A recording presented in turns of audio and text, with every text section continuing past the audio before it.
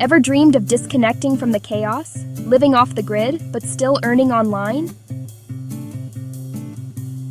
Hey everyone, welcome back to the channel. Today we're diving deep into what it actually takes to go off-grid in Portugal as a digital nomad. We'll cover legal status and visas, finding the right type of property, utilities and infrastructure, tax and financial considerations, insurance and health, plus practical on-the-ground tips. If you're dreaming of living remote but connected, internet plus nature, stick around, this is your roadmap. Let's start with the legal side and residency, visa pathways.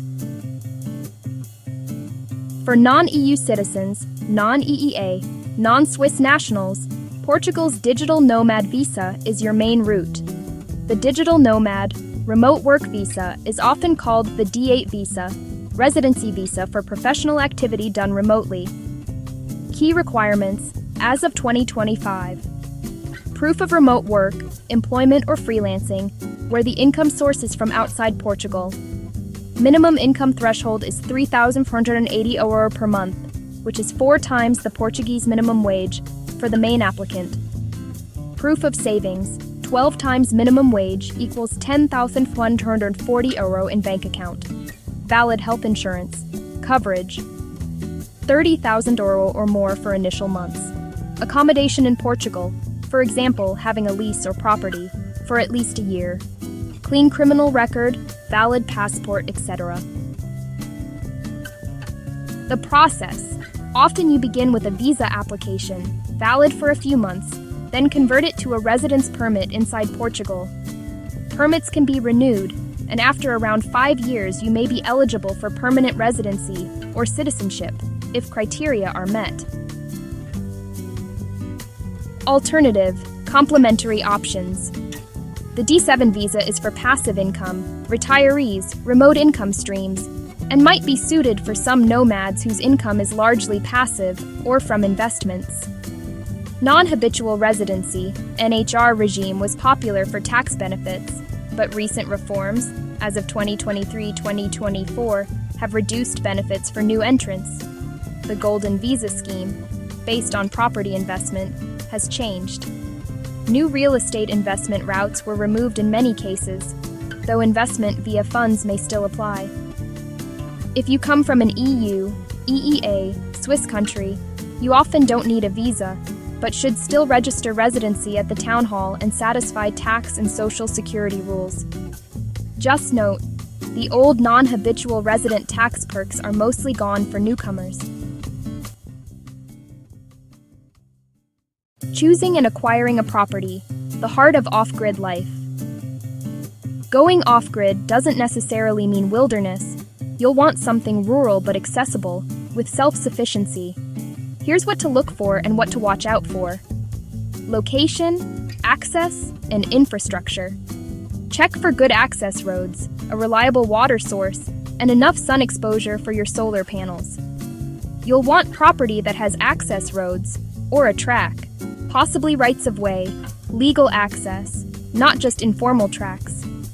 Water sources, natural springs, wells, streams, rainwater harvesting systems. Consider quality, rights, legal restrictions. Electricity, connection to grid if available, or set up with solar, battery, and generator. Internet, key for nomads. Satellite, Starlink, fixed wireless, or rural broadband. Check coverage in municipality. Waste, septic systems, sewage, grey water treatment, local permits. Property types and legal classifications. Rural plots, agricultural land, quinta, farm estates, or properties in rural villages. Check land zoning, classification, for example, terreno agricola, rustico, urbano, building permits, and municipality plans, PDM. Existing renovations or derelict houses may exist. Sometimes you'll find ruína, ruined properties that need rebuilds. You will need a NIE, Número de Identificação Fiscal, Portuguese taxpayer ID, to buy property, open bank accounts, sign contracts, and pay taxes. When buying land, Check zoning laws. Rustico means agricultural. Urbano means buildable. Some properties listed as ruina can be rebuilt, but only with planning permission. Use a local realtor, architect, or lawyer familiar with rural or remote region property issues. Check the registry for debts, easements, or water rights. Don't skip due diligence. Check registry. Conservatoria do Registro Predial, Cadastral Value, Valor Patrimonial Tributário, VPT, existing easements, debts, liens, water rights. Closing costs include IMT, Imposto Municipal sobre Transmissões Onerosas de Imóveis, Property Transfer Tax, depends on whether primary residence, secondary, rural, etc. Stamp Duty, Imposto de selo sobre imóveis, Imposto de selo stamp, 0.8% of the fiscal value. Notary, registration, legal fees. Ongoing municipal property tax, IMI, annually. For urban properties, 0.3% to 0.45%, for rural for 0.8%. AEMI, Additional Imposto Municipal sobre Imóveis, Wealth and Property Surtax, if total property value above thresholds, often $600,000 euro. For individuals, rates 0.7% to 1%. For entities, often 0.4%. Capital gains tax when selling. For residents, only 50% of gain taxed. For non-residents, similar regime since recent change, but full gain taxed in many cases. Rental income, if you rent part. Non-residents taxed flat 28% on net rental income. Residents include rental in their progressive rate. For truly off-grid living, budget for solar panels, batteries, water filtration, and septic systems. It's freedom, but it's not free. Going off-grid systems designed to consider solar panels and battery bank, lithium versus lead acid, inverter, charge controllers, backup generator, diesel, propane, for overcast periods, wind turbine, if site is windy, as supplement, rainwater harvesting, plus storage tanks, filter, purification, redundancy, gray water reuse, composting toilets or septic, biodigester toilets, farm, permaculture and small livestock, food production, vegetables, chickens, goats, local microgrid or community sharing if others nearby. Internet and connectivity. In rural Portugal, fiber is rare, but Starlink and 4G, 5G fixed wireless are reliable options.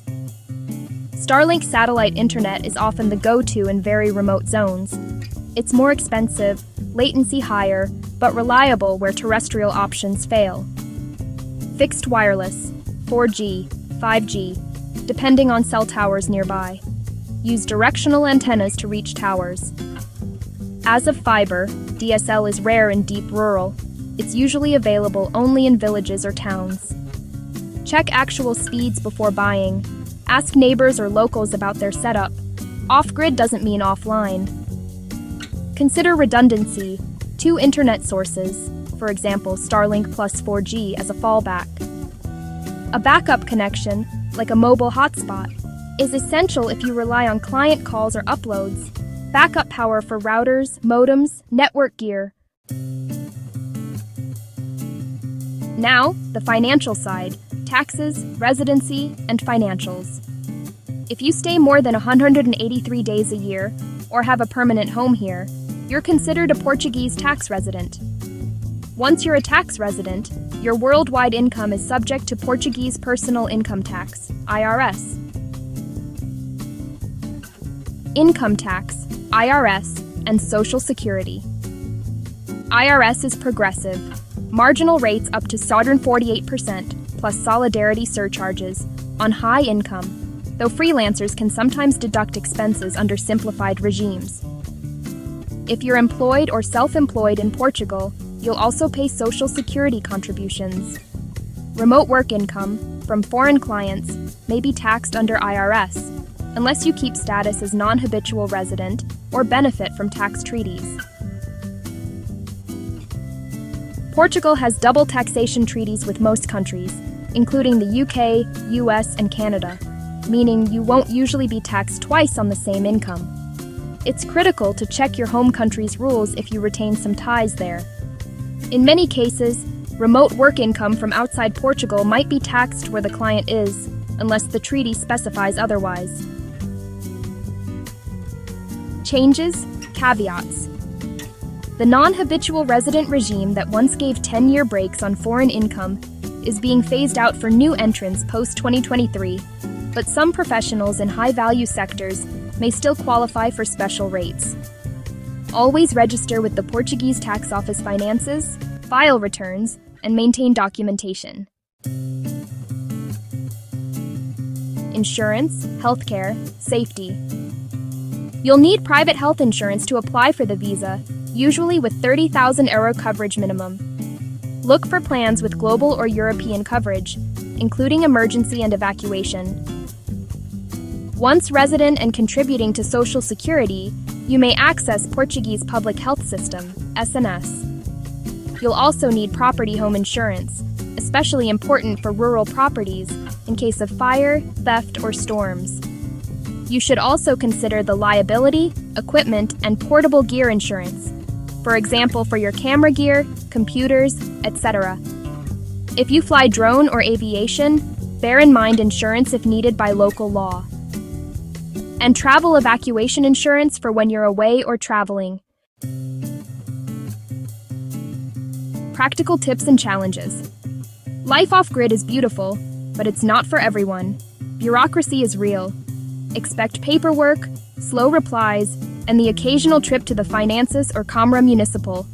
Learn some Portuguese. It'll make your life 10 times easier, especially outside big cities. Locals may not speak English. Consider community and infrastructure. Being too remote means fewer services, shops, medical, repair, internet maintenance. Think of seasonality, weather, such as heavy rains, floods, snow, or droughts. Design systems with buffer. And maintenance. Off-grid systems require upkeep, spare parts, and technical know-how. Keep a backup generator, spare parts, and budget for breakdowns, because something may go wrong. Test the lifestyle before committing. Rent a rural place for a few months. See how you handle isolation, maintenance, and power management. And finally, build community. Rural neighbors often become your lifeline, sharing water, tools, and knowledge. Resale exit strategy. Ensure your property and systems are documented and legally sound so future sale is possible. If I were building my off-grid nomad base in Portugal today, here's what I would target. A rural property near a small town, up to 10-20 kilometers, so I'm not totally isolated, and so I have access to a market, basic services, and health clinic.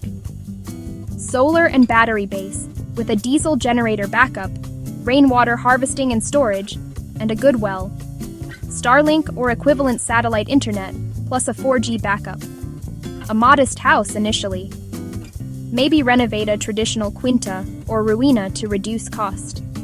Keep detailed logs, hire a local electrician, engineer to help with installations. Network with other off-gridders or remote workers, and always keep buffer budget for surprises. Aim to maintain 2 to 3 months of expenses in reserve in case systems fail or maintenance is needed. So that's your guide to going off the grid in Portugal. It's not just about freedom, it's about responsibility, sustainability, and building a life that actually works for you. Thanks for watching, and I'll see you in the next one. If this video helped, please like and share. Don't forget to subscribe and hit the bell icon to stay updated.